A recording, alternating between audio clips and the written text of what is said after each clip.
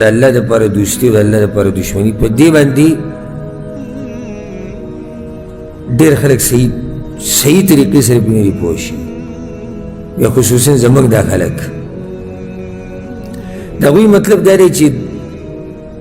د الله د دشمن سره دشمني یعنی یهود و نصاراو سره دشمني د هندو سره سیک سره مطلب دی چې کم ځای کې درته میلاویږي مړ کوی او که چېرته د مسلمانانو په علاقه کې غیر مسلمه ولیدو نو په دې ټولو باندې د کفر ټاپه ولګوه وګوره کافر ورسره اوسېږي وګوره کافر ورسره کار کوي وګوره د کافر سره تجارت دی دا زموږ په دې ملکونو کې چې کله مسله بیانېږي که نه نو مسله بیان شي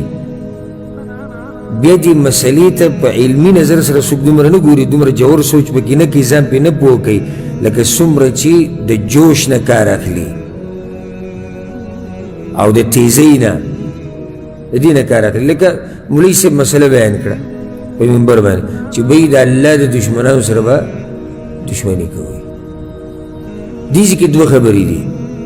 یو خو مولوي صاحب لم پکار چې دې خبرې ښه پوره وضاحت وکړي صرف په دې باندې خبره مه ختمه وه پوه که د مسلمانان اوس دوی چې دا واورئ چې الله د دشمنانو سره دشمني نو دوی به اوس دشمني په هغه طریقه کوي کومه چې دوی په ذهن کې ده دوی به هغه دشمني کوي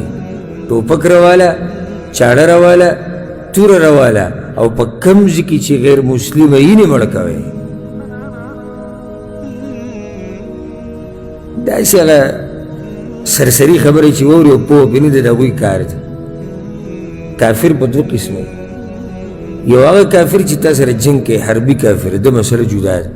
یو غیر حربي کافر دی چې هغه د مسلمانانو سره معاهده دا معاهدې لاندې ملک ته راغلی د هغوی علاقې ته راغلی وخت تېروي یا ټیکس ورکوي مسلمانان ورسره تجارت دی راغوښتی دی کار پې کوي لکه نن سبا ډېر اکثر مسلمان ملکونه به ویني چې دا غټې غټې پراجکټ چې کوم وي او غټ غټ کارونه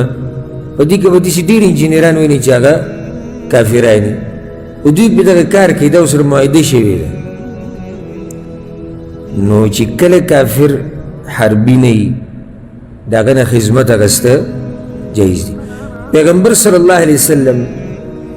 چې کله وفات شو نو زغره د چا سره ګاڼه پرته وه یهودي سره صحابه کرامو معاملات د یهودو سره راغلي مدینه کې یهود نه اوسېدي ورسره تجارت معاملات هر څه راغلي دي نو د الولا والبرا په مسله باندې ځان پوه کړي هسې به دغه نه کار نه اخلي د جوش نه او جذبې نه چې موږ مسلمانان یو چې کوم ځای کافر ښکاري ووژنې دا خو طریقه نه شوه نو یو فایده د حدیث نه راووته